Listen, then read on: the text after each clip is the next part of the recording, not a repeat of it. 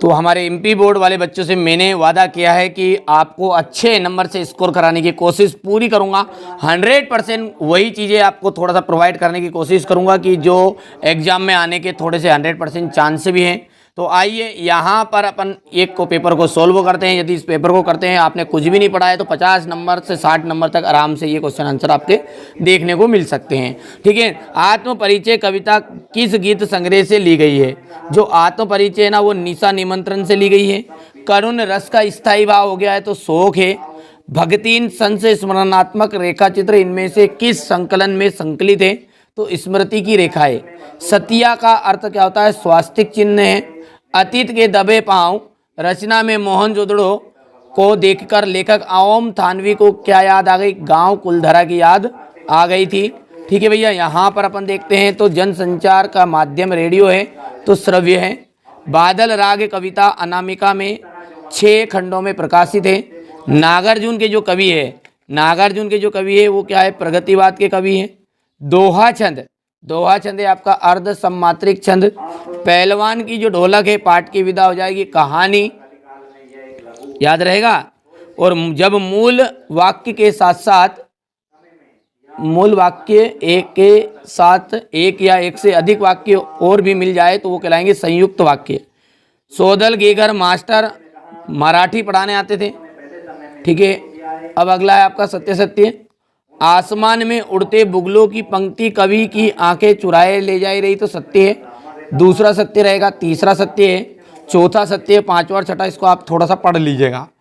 हरिवंश राय बच्चन का जाएगा हालावाद के प्रवर्तक। और उपमेय की उपमान से श्रेष्ठता व्यतिरेक अलंकार। तुषारापात का जाएगा ओले बरसना। शिरीष के फूल हजारी प्रसाद द्विवेदी। और सम हाउ इम्प्रॉपर का आपका हो जाएगा 5वें का मिलान करना है यशोधर बाबू से। रेडियो नाटक की अवधि 30 मिनट से लगभग 60 मिनट, तो ये हो गया छठा। और अंत में मुक्तक काव्य, तो मुक्तक काव्य का जाएगा बिहारी सतसई। हो गया भैया। अब देखते हैं एक वाक्य में उत्तर। यहाँ पर थोड़ा सा अपन इसको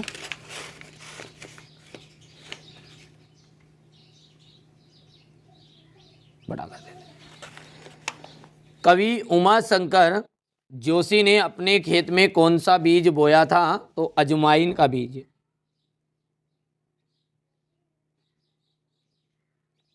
अजवाइन के बीज। जान घनश्याम को नाच उठे वन मोर में पंक्ति में कौन सा अलंकार है? तो भ्रांतिमान अलंकार इसमें।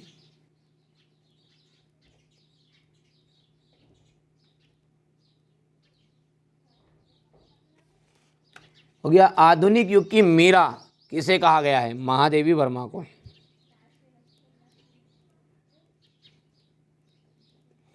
मेला आंचल के लेखक का नाम है फणीश्वर नाथ रेणु।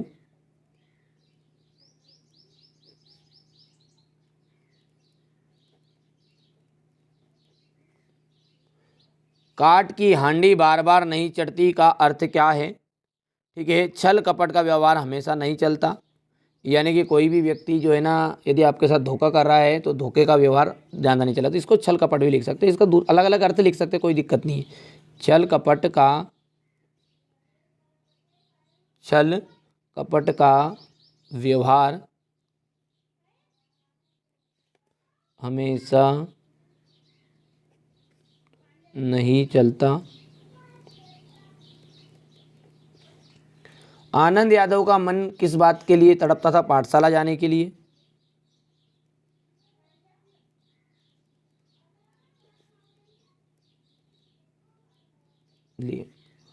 और यहाँ पर अपना अगला है प्रदेश के किन्हीं 2 लोकप्रिय समाचार पत्रों के नाम लिखिए। तो ये आपका 7वां है।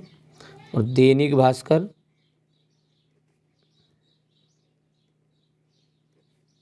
और दूसरा है मालवा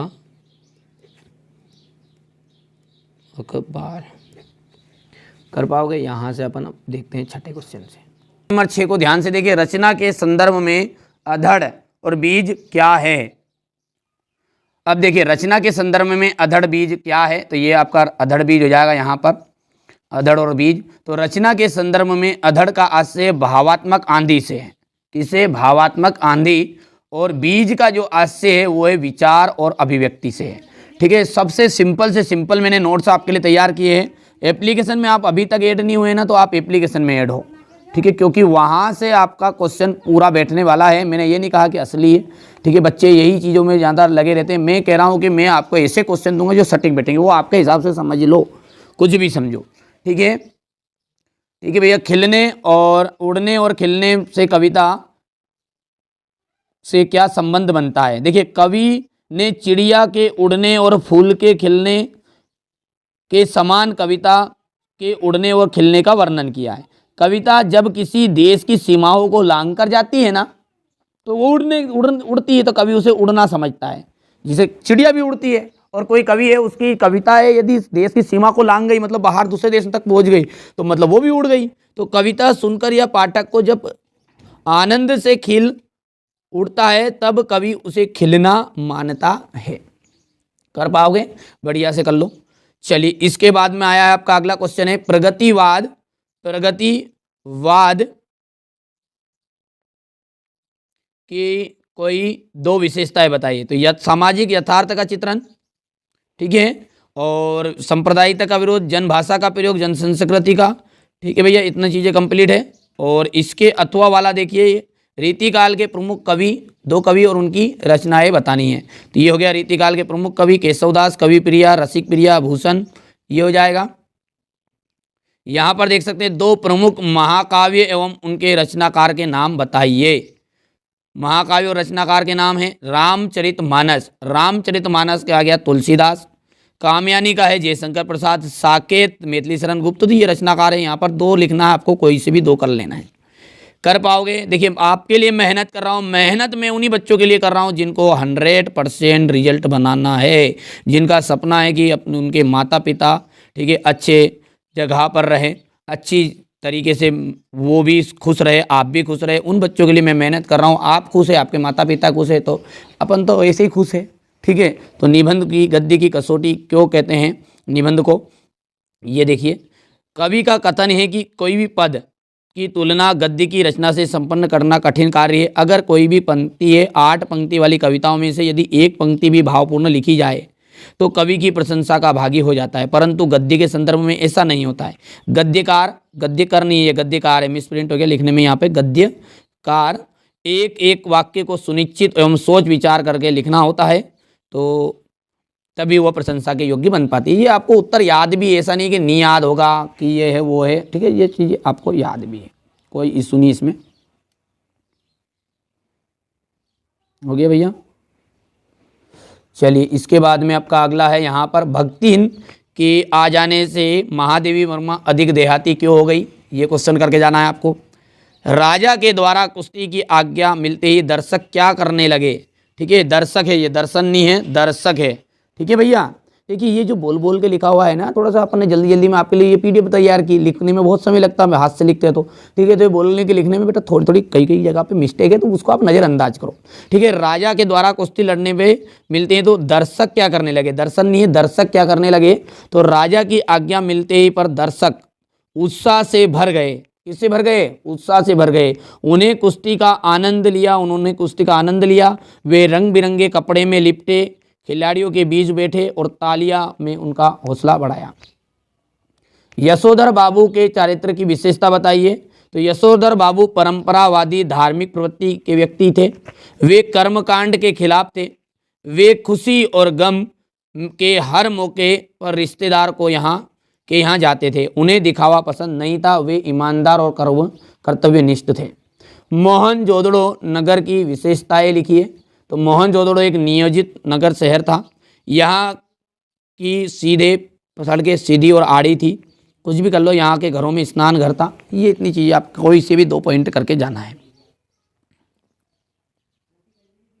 ठीक है, मानवीकरण अलंकार मानवीकरण अलंकार और पुनरुक्ति प्रकाश अलंकार को उदाहरण सहित आपको बताना है। देखिए मानवीकरण क्या है, जहाँ पर जड़ प्रकृति वस्तु पर मानवीय भावों या क्रियाओं का आरोप हो वहाँ मानवीकरण अलंकार होता है। मेघ आए बड़े बन के संवर के, तनकर भाला यहाँ बोल उठा राना, मुझे को विश्राम ना दे।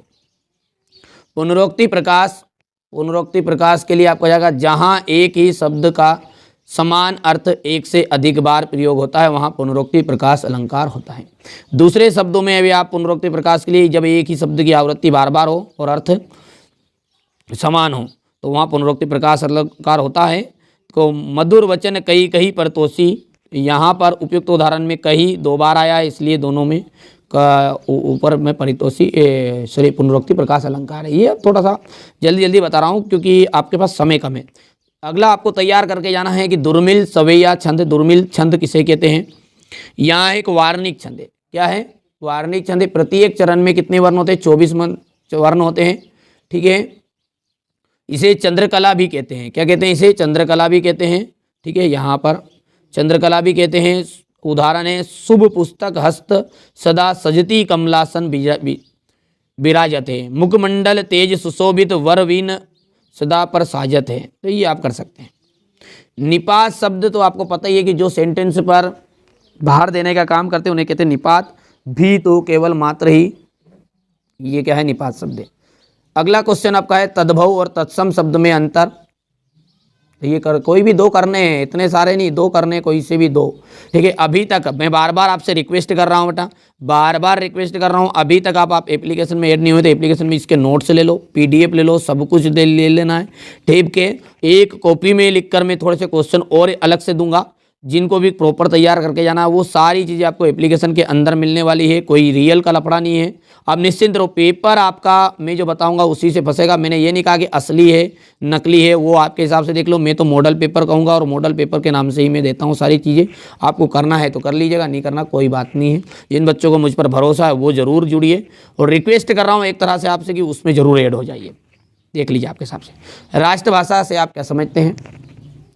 राष्ट्रीय भाषा की विशेषता है, राष्ट्रभाषा देश के ज़्यादातर लोगों की भाषा होती है। यहाँ भाषा सीखने में आसान होती है। यहाँ देश में शिक्षा और समाचार पत्रों की भाषा होती है। यहाँ राजभाषा संपर्क की भाषा भी हो सकती है। राष्ट्रभाषा की जो लिपि होती है वो वैज्ञानिक होती है। शुक्ल युग की विशेषता है, शुक्ल युग की विशेषताएं बताइए। कोई भी 2 करनी है। प्रेम की वेदना, श्रृंगार का रस, चिंतन मनन की प्रधानता। क्वेश्चन नंबर 15 को देखिए, समाचार लेखन। समाचार लेखन में कौन सी शैली का है? नाम लिखकर चित्र बनाइए। समाचार लेखन में सबसे लोकप्रिय शैली उल्टा पिरामिड शैली है। ठीक है, यहाँ समाचार लेखन की एक मानक शैली है। फीचर किसे कहते हैं? फीचर, फीचर पत्रकारिता का एक लेखन रूप है। यहाँ किसी विषय पर आधारित रचनात्मक और व्यवस्थित लेखन होता है। ठीक है, यहाँ पर देख सकते हैं आप। अब क्वेश्चन नंबर जो आपका 16 आएगा ना, वो आपका देख सकते हैं इस टाइप से रहेगा। थोड़ा छोटा कर दूं इसको।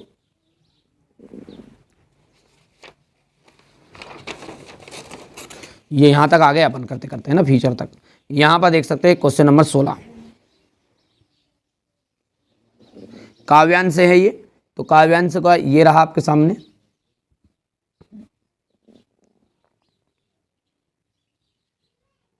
हो गया।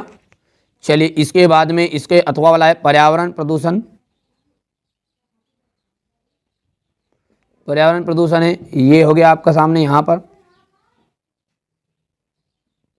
इसके नीचे आपका जो क्वेश्चन नंबर 17 है ना, उसमें है आपका, ठीक है, कवि परिचय। शमशेर सिंह बहादुर का कवि परिचय हो गया। बाकी आपके हिसाब से कैसे भी कर सकते, क्वेश्चन बता रहा हूं मैं, ऐसा कोई दिक्कत नहीं। कुंवर नारायण का देख सकते हैं, भाव पक्ष कला पक्ष साहित्य में स्थान। फणेश्वर नाथ रेणु का यहाँ पर लेखक परिचय है, हो गया। और जैनेन्द्र कुमार का आपको लेखक परिचय करना है, ये हो गया आपका रचना है भाषा शैली, और ये हो गया साहित्य में स्थान। कर पाओगे? अब यहाँ पर है क्वेश्चन अगला 19वां क्वेश्चन है आपका। ये डायरेक्टली मैं पेपर बताऊँ बार बार, उस मतलब नहीं, डायरेक्टली PDF लो, कम समय में काम हो जाएगा। दूर के ढोल सुहाने होते हैं, ठीक है, इसका भाव पल्लवन करना है, और इसी के अथवा वाला है विज्ञापन, ये देख सकते। तो ऊपर वाला करना आप, तो सीधी सी बात है भाव पल्लवन। अच्छा, अब क्वेश्चन नंबर जो 20 है, इसमें आपके संदर्भ प्रसंग व्याख्या लिखनी है, ठीक है। तो यहाँ पर आप देख सकते हैं गद्यांश है, ये गद्यांश वाला हो चुका ऊपर। मैं दीवानों का वेश लिए फिरता हूँ, मादकता निषेध लिए फिरता हूँ, जिसको सुनकर जग झूम उठे, में मस्ती का संदेश लिए फिरता हूँ। हो गया इतना। ये धूत कहो, अवधूत कहो, राजपूत कहो, ये हो गया आपका उसका अथवा वाला। यहाँ पर हो गया आपका गद्यांश, हो गया ये, वो आपटित गद्यांश बताए थे पहले, है ना, ये हो गया है। इसके बाद में क्वेश्चन नंबर 21 चल रहा है, ये अपना मैं बोल भी रहा हूँ, ये 21 का अथवा है। जादू, जादू तेरी नगरी में तुझे नो निवाना है। शासकीय चिकित्सालय में निर्धन रोगियों की उपेक्षा लेकर स्वास्थ्य संचालक भोपाल को एक शिकायती पत्र लिखिए, ठीक है। यहां पर आप देख सकते हैं वाद विवाद। अब को जो आपके हैं निबंध है, वो निबंध तो आपके प्रॉपर मैंने पहले भी सेट एम में बता दिए हैं,